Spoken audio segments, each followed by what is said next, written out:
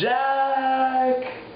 You thought I was just making chicken stock? Nah, boy, you stupid. Welcome to episode 4. Shooting at the same time as I'm shooting episode 3. Right now, we are going to make orecchiette handmade. Alright, I'll see you. Alright, Jack, let me learn you something real quick. When you make pasta, you never use AP flour. AP flour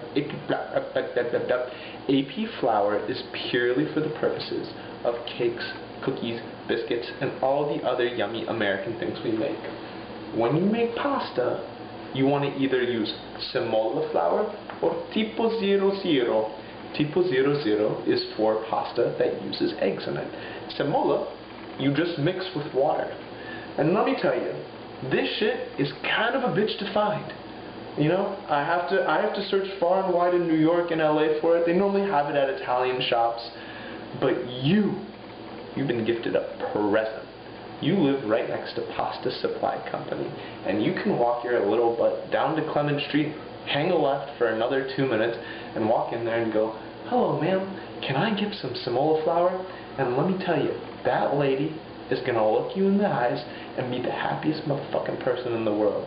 You know why? Because I just did it an hour ago. I walked my little ass in there, and I was like, "Hey, excuse me, do you have semola flour?" And she was like, "Oh, for making pasta? For making orecchiette?" And I was like, "Yeah." And she was like, "Of course." $9 for 2 pounds.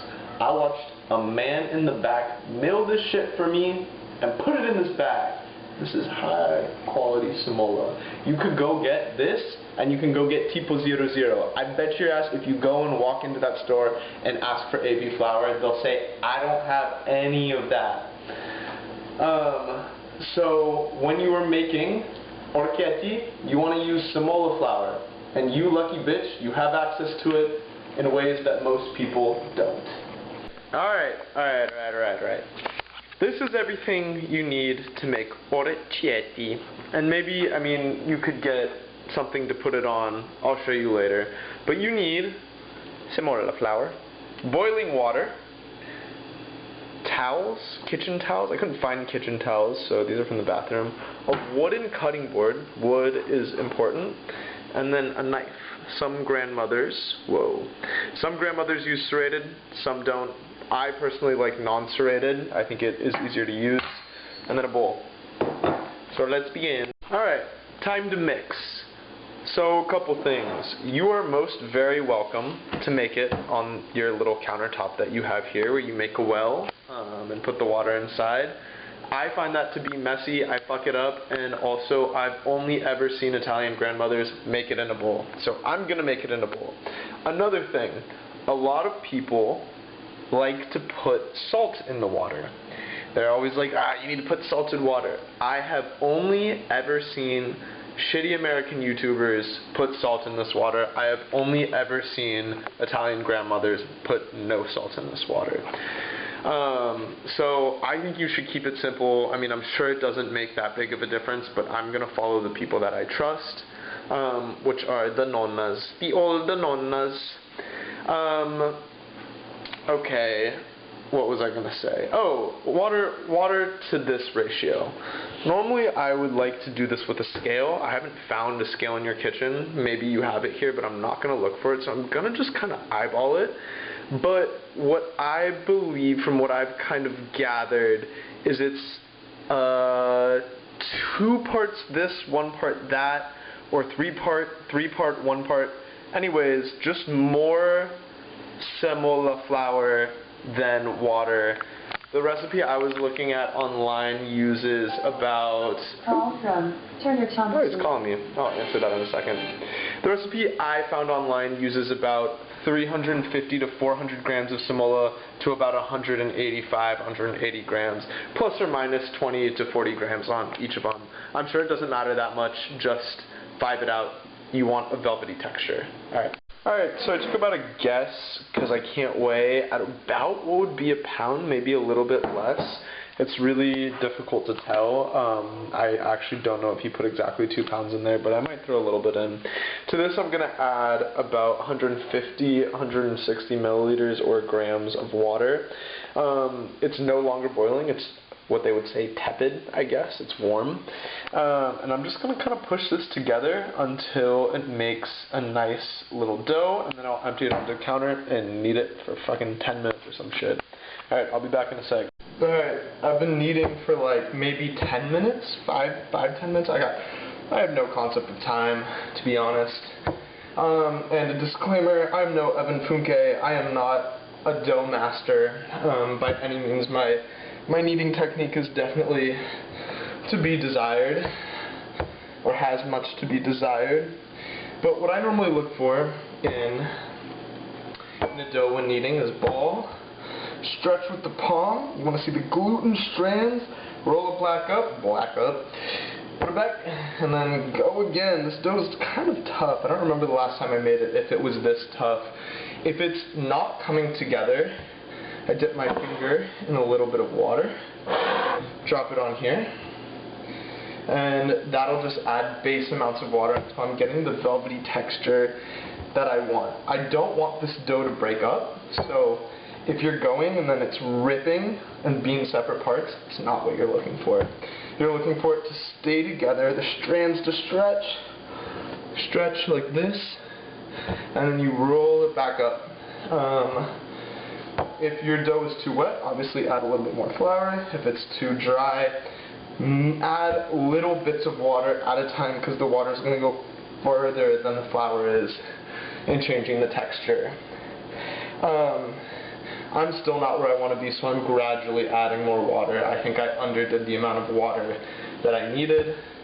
So I'm going to continue doing this process until I get what I'm looking for, at which point I will show you.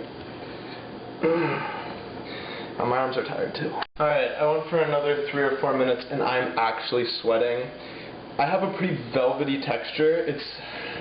I don't know, I probably needed more water than what I put in, but I'm tired of adding it, so I'm just going to roll with this. Ideally, you want it to be just kind of perfectly smooth, but mine is not, which is really sad. But whatever. C'est la vie. We move on to the next. I'm going to wrap this up and let it rest for about 15 minutes. I'm going to do it in saran wrap. You could just do it in a paper towel, but saran wrap seems like the good option. I will see you back in 15-20 minutes once this dough has rested. Alright, Jack, it's time to make the Orecchiette, so I want you to get set up, have your speaker ready, or something to watch TV, because it's going to take a fucking second. You need a knife to cut this shit. You want towels to cover the dough once you unwrap it. Trusty tool, wood, so important. Knife, serrated, non-serrated. Have your beer ready, and then this is where we're going to put it. Alright, let's get going.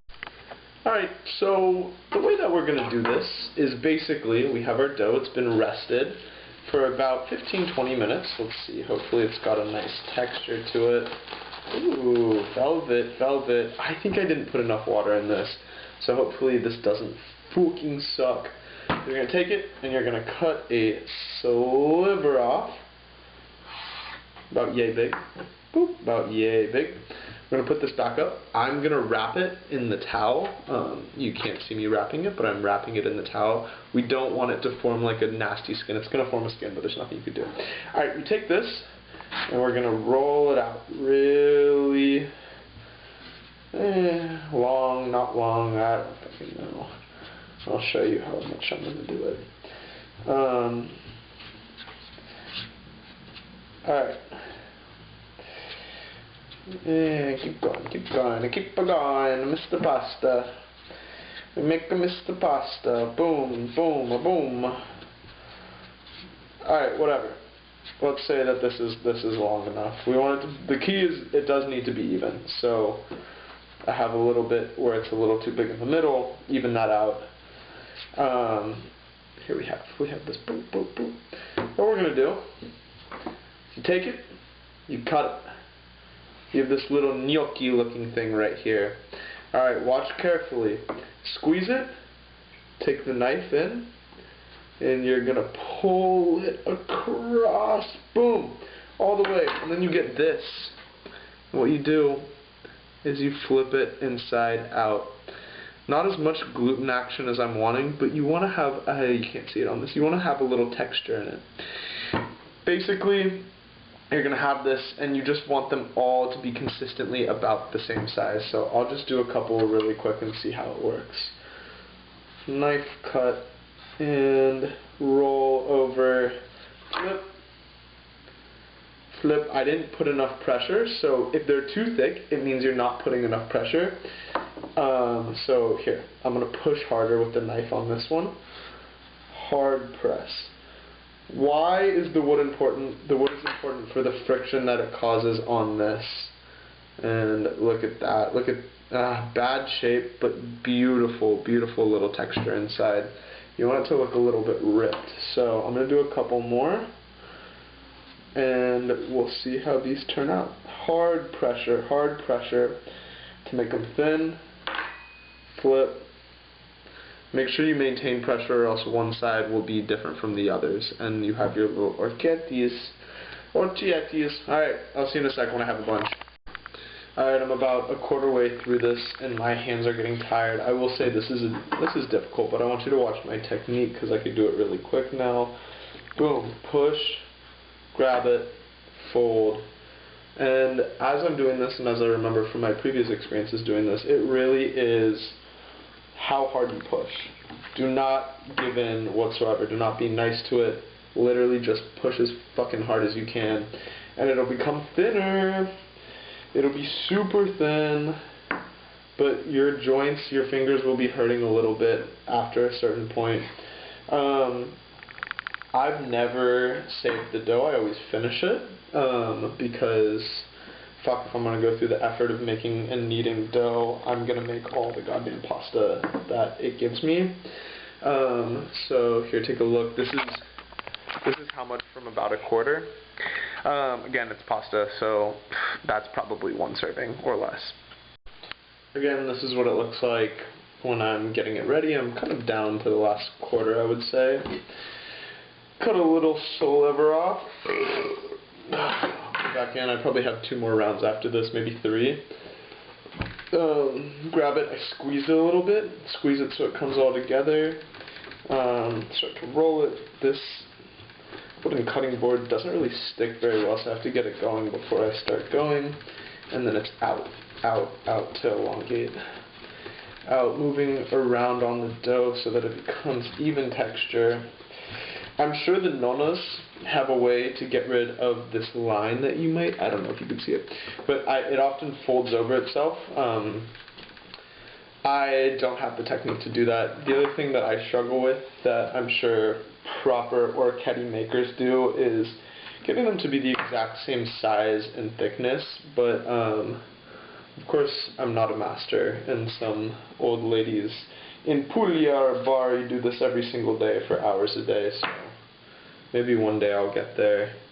But yeah, and then I get on to it. Poop, little finger hat, orecchiette. Alright, I just finished. That took me probably like 25 minutes to do. I think I have enough pasta here, pasta, for 3 to 4 servings. Look at the texture on it. I don't know if you can see it, but you want it to look a little bit rough. Here's a good one. You want it to have like, I don't know if you can see on here. Woo. It has like texture on the top. That's what you're looking for. That's what good orecchiette has. Alright, so here we are. This is it. I have all my beautiful orecchiette here. You can scale it up or scale it down, and you either want to cook this fresh in salted water for about 3 to 5 minutes. I believe they'll rise to the top when they're ready, and they are so yummy and chewy. Or throw them in the freezer. Do not leave them out, or do not put them in a bag. Do not try and dry them. They will go moldy within 1 to 2 days. I've made this before and put it in a bag to use later, and every single one went moldy, and that was such a fucking waste of time. So here we are. I hope you make it. It's kind of a bitch, and my fingers hurt a little bit, but fresh pasta.